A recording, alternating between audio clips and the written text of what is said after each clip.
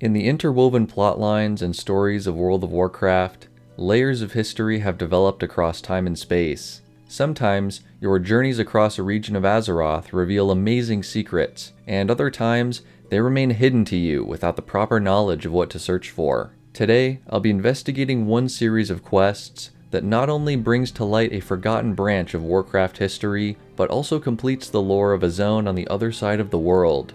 These are the secrets behind the Scythe of Elune storyline in Classic WoW, and I hope you learned something new in this deep dive. As always, thank you for your fun comments and support, and with all that being said, let's get right into it. Over 9,000 years before the start of World of Warcraft, the demons of the Burning Legion launched an assault on the newly formed Night Elven society on Kalimdor. Though the Legion suffered a defeat during the War of the Ancients a few centuries earlier, the world was torn asunder, and the elves were forced to redefine their role in the world without the reckless use of arcane magic. This time of reconstruction was the perfect opportunity to strike. From the dark places of the world, the lingering Satyr and demons poured down upon Ashenvale, destroying everything in sight. In an act of desperation, the elven druids thought to drive back the demons using an untested shape-shifting spell, the Pack Form. This ability allowed some druids to transform into fearsome wolves, cutting down enemies with fang and claw alike. Though this was seen as a success at first, the druids who practiced the Pack Form could not see friend from foe, and in the chaos of battle, the druids slowly succumbed to bloodlust. It is here where the mythical Scythe of Elune enters our story. In an effort to pacify the most aggressive actions of the druids, the elven leadership crafted a blessed scythe from the fang of Guldrin, the wolf demigod revered by the Night Elves. Instead of tempering their instincts, however, the scythe only amplified the rage and ferocity of the pack. Trapped between their wolf and humanoid forms, the druids became known as the very first worgen. The worgen had the ability to spread a cursed bite to other elves, afflicting them with the very same curse. The Satyr stood no chance against these feral elves, though victory against the Legion came at a heavy price, with many Night Elves succumbing to the unexpected threat of their former allies. Near the end of the war, Malfurion Stormrage and other druids who disavowed the Pack Form banished the worgen to the Emerald Dream, using the scythe as a sort of gateway to bridge the worgen's access to reality. Their humanoid form long forgotten, the worgen would dwell within the spirit world of the dream for eternity, unfortunate and forgotten casualties of the war. The scythe was locked away at a hidden shrine in northern Ashenvale, at the tomb of a priestess who gave her life during the war. The following millennia would see the Night Elves finally prosper in an era of peace. The Pack Form and the horrors of the war were largely forgotten, and it would be thousands of years before worgen would be seen on Azeroth again. 9,000 years later, the world has changed. Humans are now a dominant culture in the Eastern Kingdoms, and have become well versed in the ways of magic. A few years before the Third War, a mage from the city of Dalaran named published many works on the intricacies of shadow magic and the ways of other dimensions. By peering into the Nether, was able to find the worgen and document their ferocity. The worgen's home is a dark place, a place of nightmare. If one considers the ferocity and wickedness of the worgen, it is likely that no such bastions of safety exist in that world. While did not make the connection to the world being the Emerald Dream, or have any knowledge of the Scythe of Elune, he did also write, "Worgen may not be from our world, but avenues exist between their home and ours, and powerful magic can pull them here. Although worgen possess powerful magic, they have made no attempts to reach Azeroth of their own accord, and for this, we are fortunate." Years later, during the Third War, the Book of was obtained by Archmage Aurigal during the defense of Gilneas against the undead. Against the warnings of Aurigal successfully summoned worgen onto Azeroth once more, and they were used to great effect, though their recklessness resulted in many Gilneans being bitten by the worgen. This disaster resulted in the spreading of the worgen curse within the kingdom, the closing of the Greymane Wall, and all the events that were later uncovered after the Cataclysm. With his sanity slipping, Aurigal retreated to Pyrewood Keep on the western shores of Lordaeron. amassing an army of worgen and renaming the fortress Shadowfang Keep. When the keep was later ransacked by adventurers, the Book of War was recovered and unknowingly brought to a member of the Twilight's Hammer cult. Another of Ur's papers, the Treatise on Shadow Magic, wound up in the hands of the Dark Mage Morganth at the Tower of Ilgalar in the Red Ridge Mountains. Though its contents were magically sealed by Ur and could not be accessed, it is interesting to speculate if it too contained information on the worgen and their magic, as Morganth was also interested in locating the Scythe of Elune. While no worgen are present in the zone, Morganth controls the Shadowhide Knoll clan, who, in addition to being physically similar to the wolf-like worgen, are proficient in shadow spells and possess resistance to shadow magic. It is possible Morganth tried to follow in Aurigal's path and create a dark army using Ur's research or the Scythe, but neither of these plans came to fruition. While this wizardry in the Eastern Kingdoms is far and away from ancient Night Elven lands, Aurigal and the worgen will be important later on. Let us now return to Kalimdor. Sometime after the Battle of Mount Hyjal and the end of the Third War, a contingent of Night Elves was dispatched to the northern reaches of Ashenvale. Here, they were responsible for one objective: reclaiming the lost forests of Fellwood from the remnants of the Burning Legion.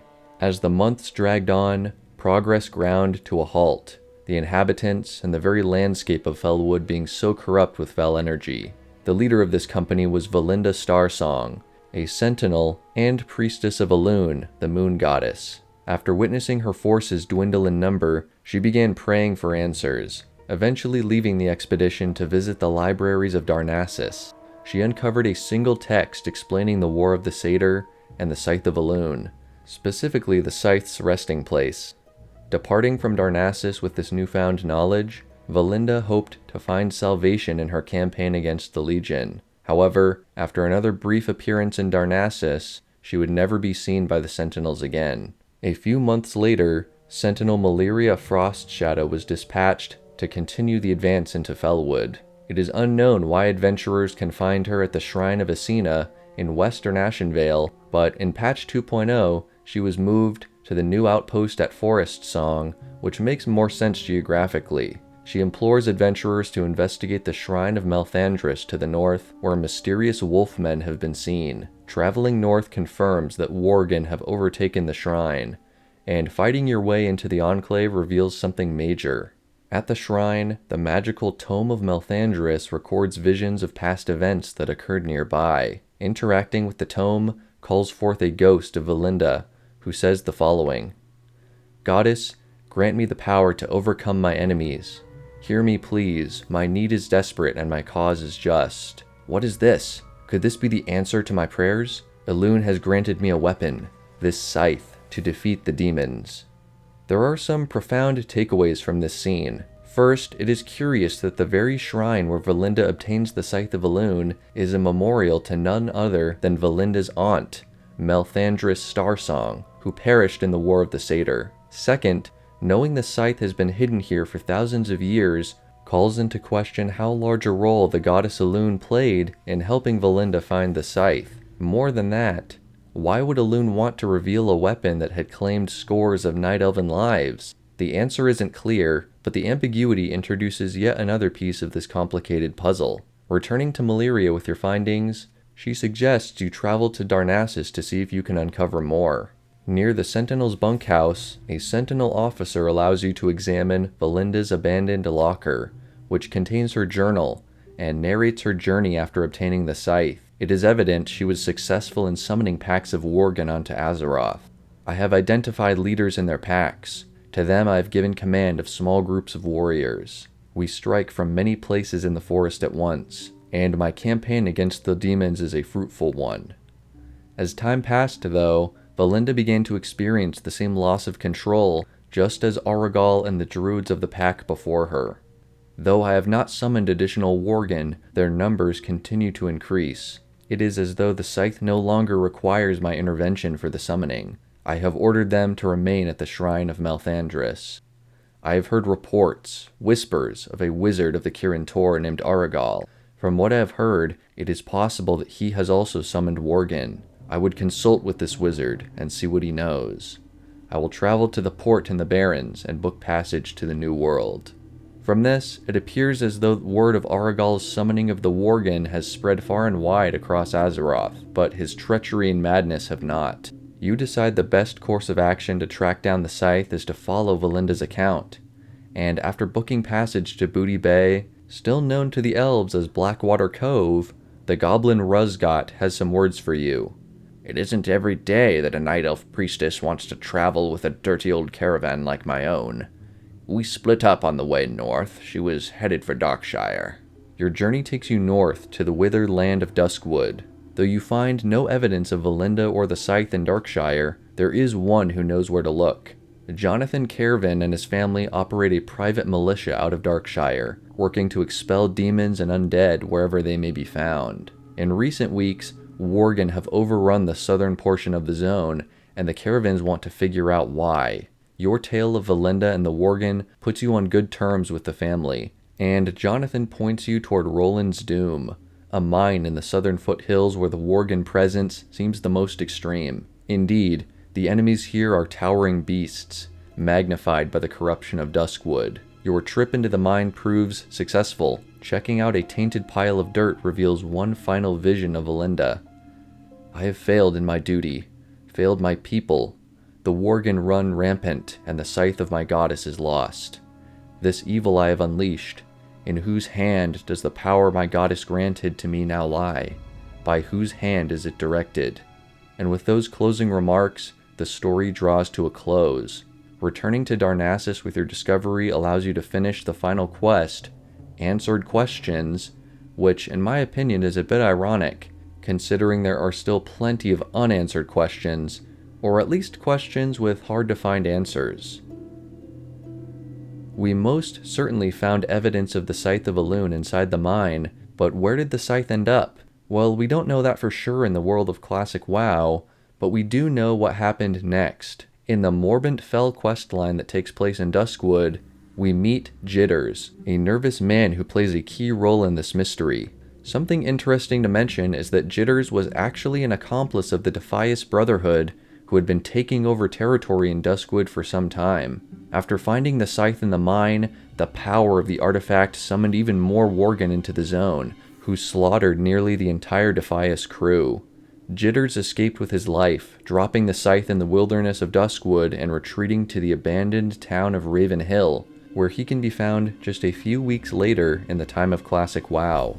Let's now see if we can find out the true fate of Valinda. In Jitters' journal, we find that he pulled the Scythe out of a pile of rubble, which seems to indicate there was some sort of commotion or battle inside the mine. Seeing as we never find Valinda alive elsewhere, we can predict the Sentinel did not make it out alive. It wasn't until the 2011 mini-comic Curse of the Worgen where we got an official answer. In a tragic end to Valinda's journey, a stash of dynamite exploded during a battle between rogue Worgen and those still under Valinda's control, burying many caught inside and causing the surviving Worgen to become fully feral, released from the control of the Scythe. Retaining their pack-like instincts, the Nightbane Worgen rallied around two leaders, Gutspill and Fenros, who can be hunted by adventurers in the zone. With the Scythe's disappearance from history, the Caravan's crusade against the Worgen may be the only way to prevent future attacks.